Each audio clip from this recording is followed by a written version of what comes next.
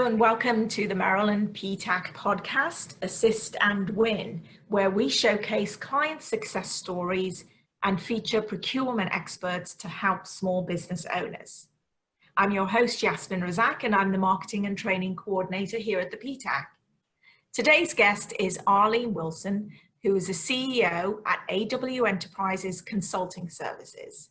She's also trained and counseled clients for the Maryland PTAC, and in particular, her proposal writing workshops, which are always in high demand. Thank you for joining us today, Arleen. Thank you for having me, Yasmin. Okay, Arleen, you have been teaching for the PTAC for a long time, but you also are a consultant in your own right. Could you tell us a little bit of your career history and how you got to where you are now? Sure, no problem. I always joke in my class about I've been doing this since the devil was a little boy. And so I'm gonna tell my age, but actually I started right out of college working with the government contractor back in the late 70s. And I actually started out in human resources, okay? And it was a small 8A out of Silver Spring, Maryland. I worked as the HR director, and because they were doing business with the government, I got involved as a recruiter, okay? And after being a part of the company and being a part of the recruiting team and finding personnel to fill slots on upcoming proposals, I got interested in actually writing, because actually writing is something I enjoy and I had always enjoyed in the past. So they invited me to be a part of the proposal team.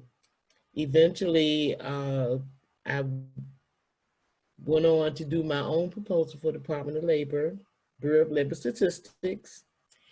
And lo and behold, I did it all alone and we won that contract. So, of course, I was beside myself and a little bit excited and raring to go on more and more, So I became a permanent fixture on the team, and I actually managed that contract that was won. So that gave me proposal management experience as well. I've been involved with the pricing part of the proposal as well. Because of my experience in being in working in the contract administrator's job at that particular company, actually. So it gave me a well-rounded view of everything needed to put a proposal response together, technical, price, business. So from there, the company grew, from a small company to over 65 million in revenue. And before graduating from the 8A program, I think their revenue was around 100 million. So you see, I've been doing this for many years. After leaving the company, I started my own consulting business. So the rest is history. Yeah, that's quite a journey. So what do you specialize in now, and why did you choose to go in that direction with your company? Now, I'm specializing in proposal writing training and how to do business with the federal government training, pretty much, because this is something I've been doing all my life. And, it's like secondhand knowledge. I do it every day. I enjoy training immensely, and I enjoy helping people succeed in their businesses. I'm also a certified business coach.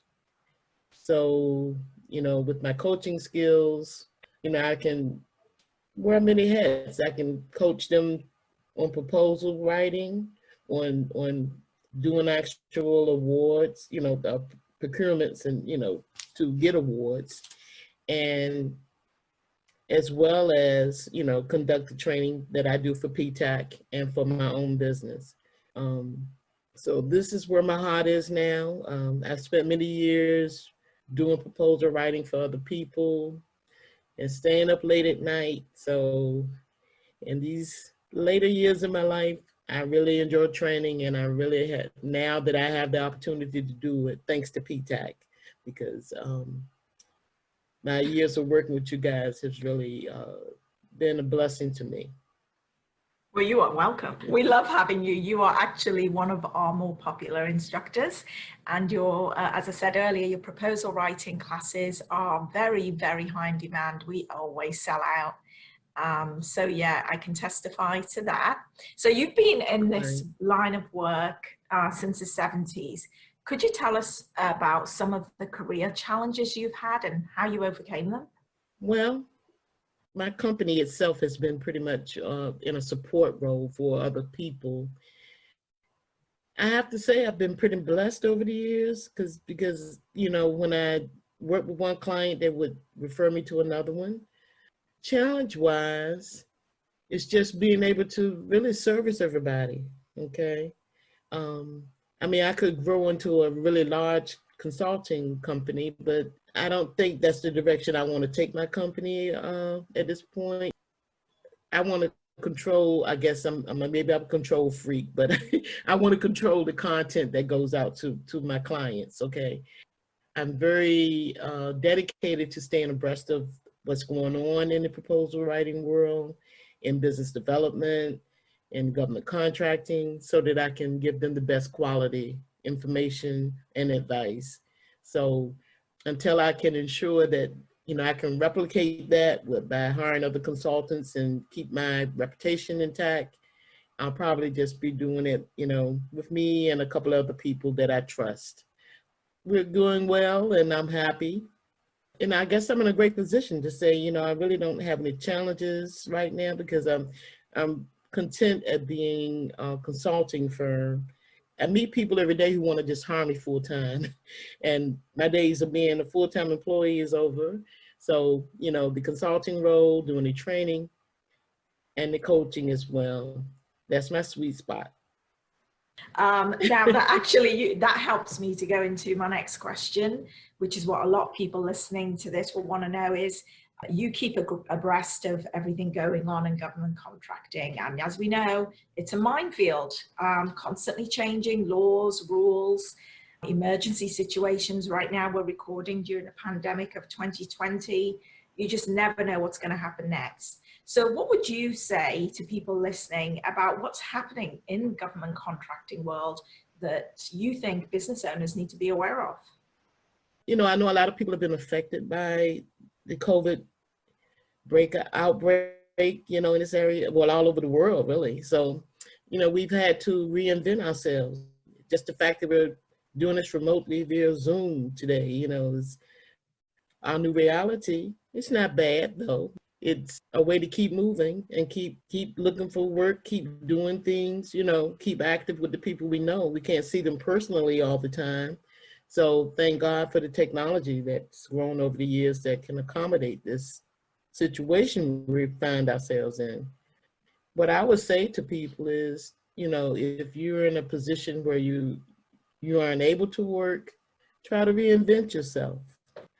Think outside the box.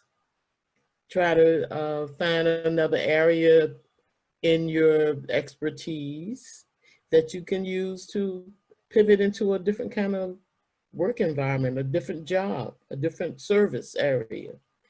I mean, I've talked to many people who've decided at this point to actually start their own businesses, okay? And, you know, that's another part of the things that I do like to do is work with startup companies. You know, a lot of people come to me for advice and I help them with business planning, business plans, and moving into new directions in their careers. So, you know, kind of, you know, take a lemon and make lemonade. That's what I like to say, you know. I know a lot of people get really, really upset and excited about the environment and getting sick. And I myself have to be very careful too, but let's use what we have and keep moving forward. That's always been my advice. That's great advice, definitely. So what mistakes do you see business owners make with the proposal writing process? And how can they avoid them? I mean, I know that's a huge question, but maybe if you could think of one or two that you see commonly come up that could be easily avoided. I think people, you know, and I feel like I'm a robot saying this over and over again because I say it a lot. especially small businesses. I don't like to see people waste resources and trying to go after work that they don't fit for, or they are completely qualified. I mean, you can read a procurement announcement or a request for proposal description, and it may on the surface seem like, wow, we can do this. And a lot of people jump in head first and without reading the full solicitation and knowing all the requirements that they have to meet in order to be successful. So I'm working with more and more people every day, new people in the business, and they need to learn that, because they'll start off down the road writing before they realize they're knee deep into the proposal development before, and they look around and say, "Oh my God, I don't qualify for this particular area." If they had taken the time initially and read the thing thoroughly before they jumped in and started, they would have an opportunity to perhaps take on a subcontractor or consultant that could help them meet all of the qualifications, and have them be a part of the proposal preparation process and put a very good compliant proposal together. But because they they seem to sometimes just kind of go off and start doing it, sometimes it's too late to make those corrections before the proposal is due. Or they sometimes even go on and submit it. And if they submit and they're not fully qualified, they're not going to be, awarded. So again, that's wasted resources, okay, in my opinion. And granted, some people may want to do it just for the experience and see what kind of feedback they can get. And if that's your conviction, and that's fine, if you have the, because it costs money to do proposals. You have to have the resources and people that you need to help do a really good proposal. So I try to caution everybody to please, one of the biggest mistakes is to start off on a road of not reading thoroughly and understanding if you really qualify for a particular requirement. Okay, that's a good tip. So I know you cover a lot of this in the classes you teach, both in your business and for the PTAC. Could you give us an idea of the classes you do teach and what business owners can expect to learn in them?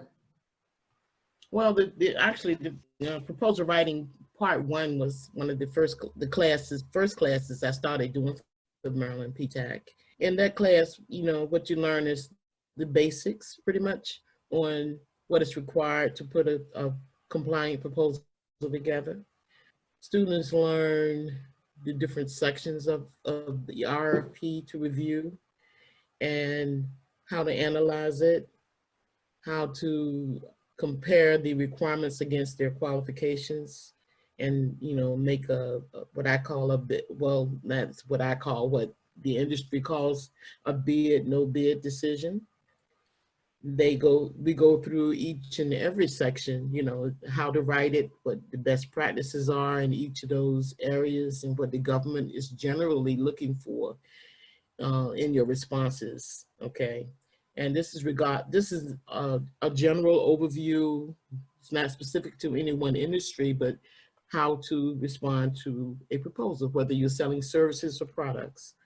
So we go through each and every section of the proposal. And, I'm really big on real life experiences.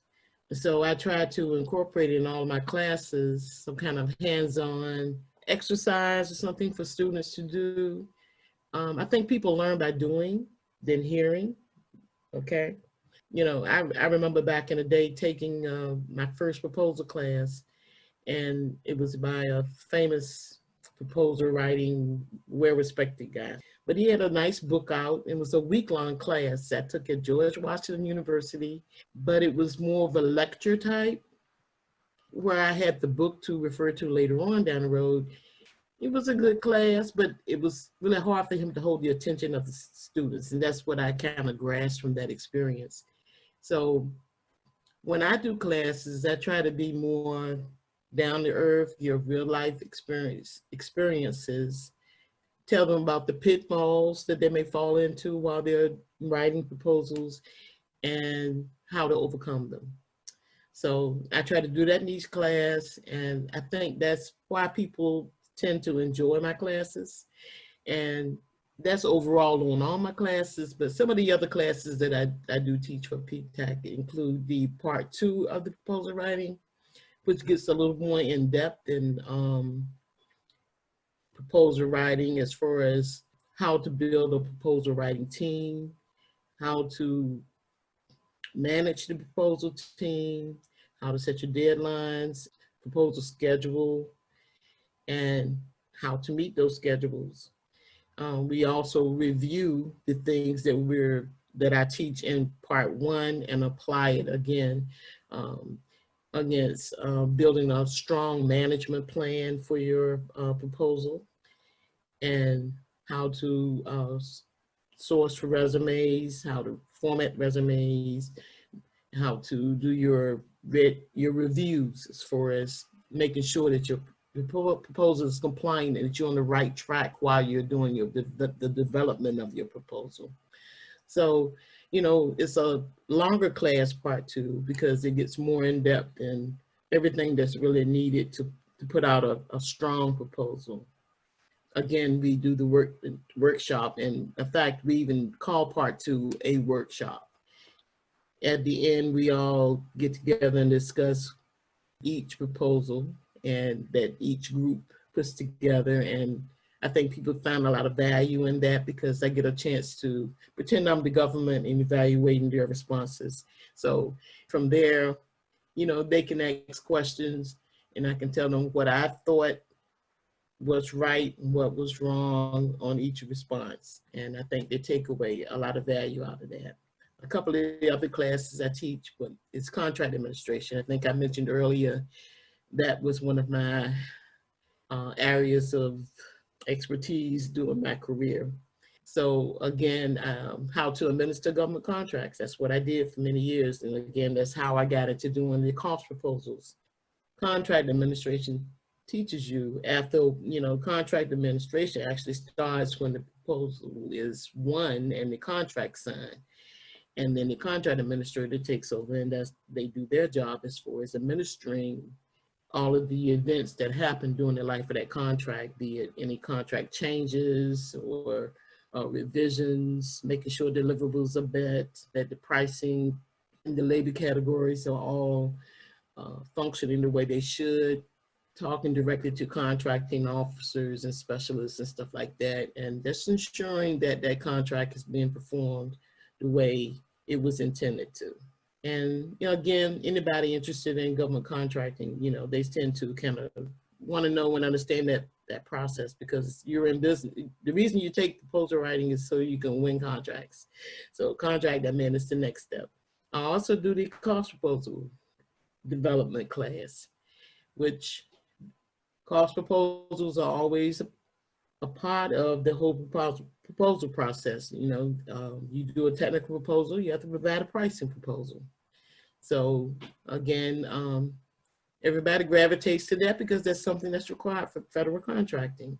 And, you know, I give them the basics and how to build your cost and your indirect rates and costs, and give them the definitions of all of those things and break it down. You know, a lot of people are involved on a technical basis. A lot of CEOs and stuff, they have the technical knowledge, but they don't necessarily get into the pricing part. They might even get other people to come in and do it. But I always try to emphasize that every CEO needs to know the ins and outs of all of these business classes that PTAC provides to the public. Because even though you may say, well, I'm going to hire an accountant, they can do the cost proposal. How do you know they're going to represent your company well? How do you know that they're going to correctly do your pricing if you don't know the process yourself? So as a new CEO or business entrepreneur, whatever you want to call yourself, getting into government contracting, I think it's imperative that you kind of take advantage of the services that PTAC provides and take some of these classes so that you can learn how to evaluate the people you get in your company to provide services to you. because you've already had a taste of that by attending the classes that we provide at PTAC. That's absolutely a great rundown of the classes you offer at the PTAC anyway. And as I said, they are probably our most popular classes. And anybody listening to this who would like to learn more about it, I definitely encourage you to sign up. And so moving on to your consulting business, because you don't just teach for the PTAC. What services do you offer the small business owner through that?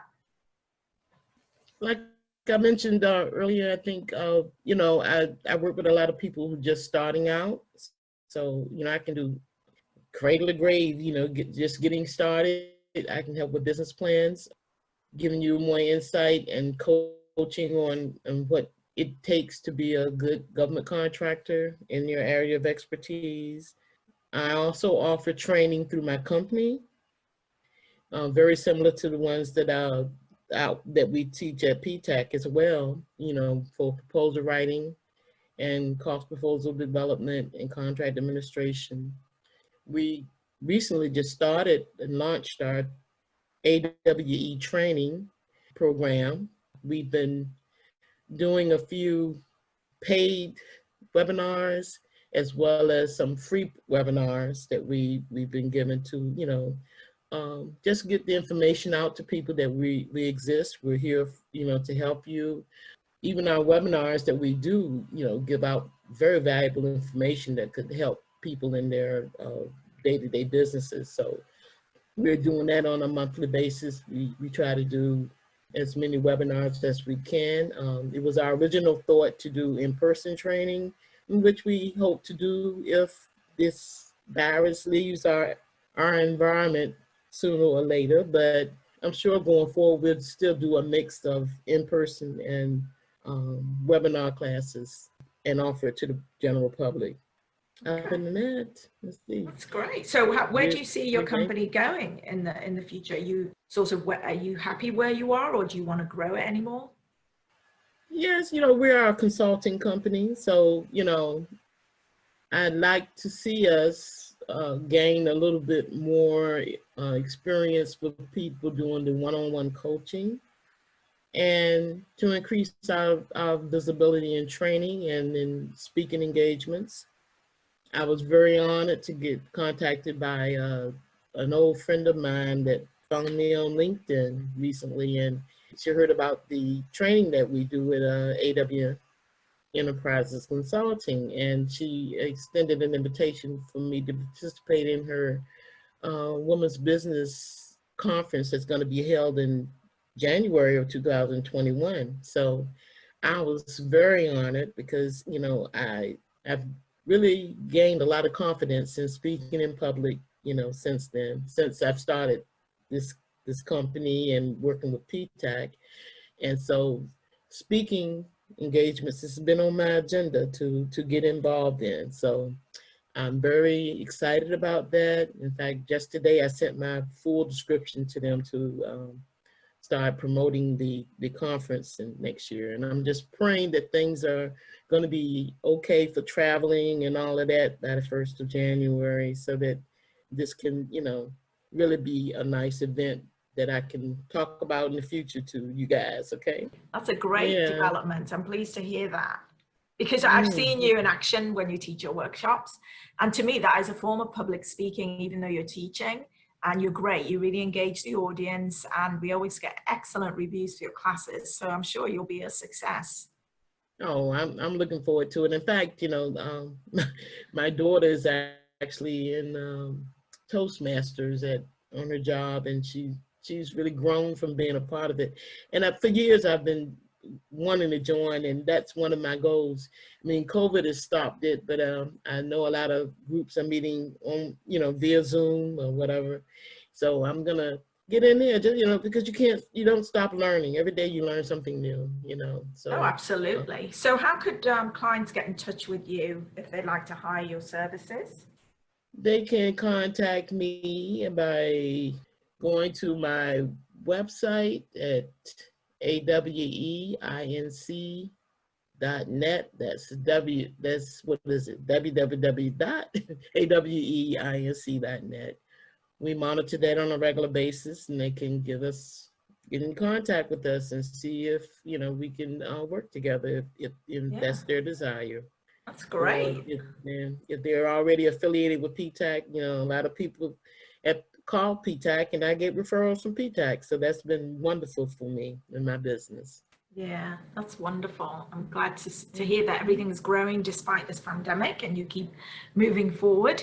And as I said to everybody listening, you can also engage with Arleen through Maryland PTAC if you just go to our training calendar. And we hope to have some classes up there soon where you can, you know, benefit from her knowledge. So just one final question that I always ask all our podcast guests. Do you have a tip or any advice for business owners? Well, I would say, you know, just don't give up. You know, if at first you don't succeed, try again. You're not going to win every bid. You're not going to immediately get a contract as soon as you hang out your shingle. So you need to just keep your eye on the prize and be steady and keep planning and changing with the times, okay? Most companies end up reinventing themselves and their logos throughout the life of their company. As they grow and technology change, you have to go with them. You can't keep the same old ideas that you may have had when you originally started. So just be relevant to the date and time that you're living in, and, you know, realize that your business plan is fluid and it's going to change and grow as you grow. That's what life's about, change. So always look for achieving something new, growing your company, making it better. Okay, that's great. Thank you so much for spending time with us today, Arleen, and we wish you continued success. Oh, thank you. And I look forward to working with you again in the future. All right. Take care. Bye-bye. Okay. All right. Bye-bye.